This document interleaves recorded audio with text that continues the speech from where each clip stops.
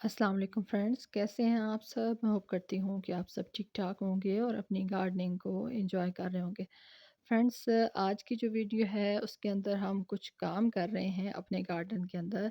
और मेरे गार्डन के अंदर बिखरे हुए पॉट्स और प्लांट्स और ये सारा जो कचरा है, इस हवाले से है कि आज की जो वीडियो है उसमें मैं आप लोगों के साथ शेयर करूँगी कि आप फ़रवरी मार्च में कौन-कौन से गार्डनिंग के काम जो हैं वो अपने गार्डन के अंदर कर सकते हैं, ताकि आने वाला जो समर सीज़न है उसमें आपके लिए थोड़ी आसानी हो जाए।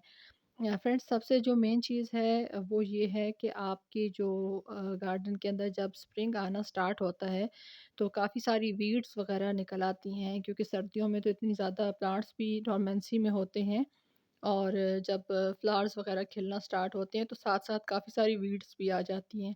तो सबसे जो मेन काम आपने करना है वो आपने अपने गार्डन के अंदर जो मुख्तलिफ पॉट्स के अंदर आपके वीड्स उगी हुई हैं उनको आपने निकालना है, क्योंकि ये जो जड़ी बूटियाँ होती हैं ये आपके प्लांट्स की एनर्जी सक करती रहती हैं।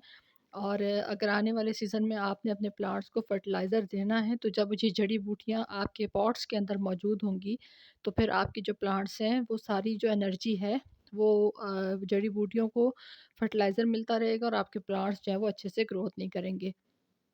तो सबसे जो मेन चीज़ है वो ये है कि अपने पॉट्स की अच्छे से गुड़ाई करें और उनके अंदर से जितनी भी जड़ी बूटियाँ हैं उनको निकालें। दूसरा, ये जो आपको ख़ासा कचरा नज़र आ रहा है ये गुलदाउदी है और इसकी जो है वो मैंने कटिंग की है। पहले तो मैंने ऊपर की बड़ी-बड़ी ब्रांचेज़ काटी थी, लेकिन अब ये है कि इसके अंदर जो सकर्स निकल रहे हैं वो भी मैंने सारे जो हैं, जब मैंने अपना काम कंप्लीट किया तो मैंने सारे सकर्स भी काटे। क्योंकि कुछ सकर्स जो थे वो निकल रहे थे, बड़े साइज़ के थे, थोड़ा डी शेप प्लांट थे।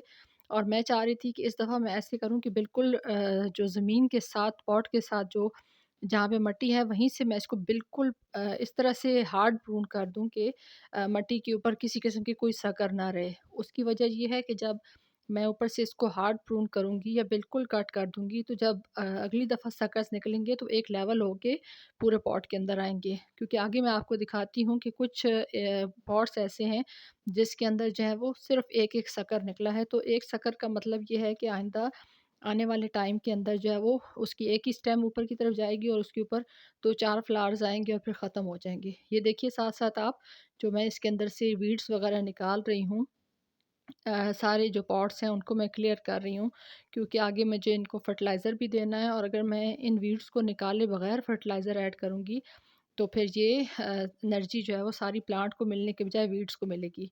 उसके अलावा अब कटिंग का सीज़न है। आप ये जो मेरा डी शेप सा ड्रेसिना भी देख रहे हैं, तो अभी मैं इनकी कटिंग्स भी आगे लगाऊंगी, लेकिन सबसे पहले ये साफ़ सफाई वाला काम कर लूँ।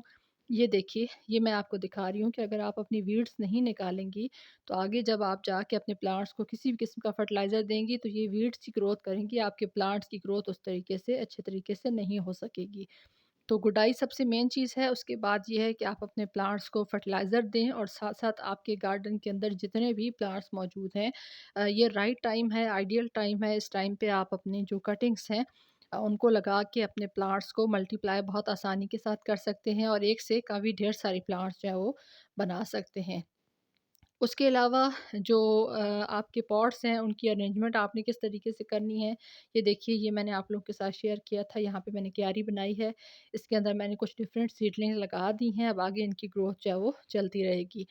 तो आपने अपने प्लांट्स की डायरेक्शन किस साइड पे रखनी है वो भी आप इस टाइम पे डिसाइड कर सकते हैं, क्योंकि आपकी जो गार्डन के अंदर लोकेशन है, आगे आने वाले मौसम के लिए वो ख़ासा मैटर करती है कि अगर आप फुल धूप के अंदर जो प्लांट्स रखते हैं वो कौन से हैं उनको रखें, और जो थोड़ा कम शेड में या थोड़ा कम धूप में रहने वाले हैं उनको आप अलग करके इस टाइम पे रख सकते हैं, ताकि जो आगे आने वाला गर्म मौसम है उसमें आपके प्लांट्स जो हैं वो ज़्यादा ख़राब ना हों।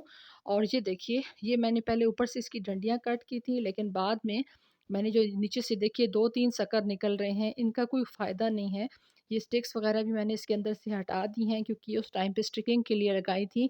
तो आगे आप देखिए बहुत ही डिशेप होके कुछ अच्छे से, देखिए कुछ शकर्स बड़े हैं, कुछ छोटे हैं। तो उसके लिए फिर मैंने यही हल निकाला कि इनको बिल्कुल ज़मीन के साथ से रख के सारी शकर्स को मैं काट दूँ, क्योंकि अभी आगे तो इसकी फ्लावरिंग का फ़िलहाल कोई टाइम नहीं है। और यहाँ पे देखिए ये भी मुझे कट करना है, ये भी सारा मैं कट करूँगी क्योंकि बिल्कुल डी शेप सकर्स जो हैं वो बिल्कुल भी अच्छे नहीं लगते। और अगली दफ़ा अगर आपने भर के फ्लावरिंग लेनी है गुलदाउदी पे, तो उसके लिए बेहतर ये है कि आप अपने जो प्लांट्स हैं उनकी हार्ड प्रूनिंग कर दें, ताकि जो अगली दफ़ा सकर्स निकले वो एक लेवल पे निकले और आपका जो प्लांट है वो भर के फ्लावरिंग करे। उसके अलावा जो साफ़-सफ़ाई है वो भी बहुत ज़्यादा ज़रूरी है आपके गार्डन के अंदर से।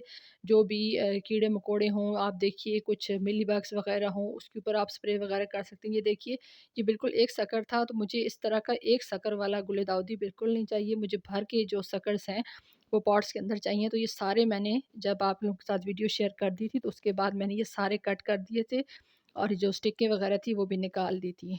तो आप देखिए, अगर आपके प्लांट्स के ऊपर पेस्ट का अटैक है, तो आप इस टाइम पे पेस्ट कंट्रोल करने के लिए जो भी आपके पास पेस्टिसाइड है, उसको आप यूज़ कर सकते हैं। तो आई होप कि ये हेल्पफुल होगी आपके लिए वीडियो अच्छी लगी हो तो प्लीज़ मेरी वीडियो को लाइक कर दीजिएगा और चैनल को सब्सक्राइब कर दीजिएगा।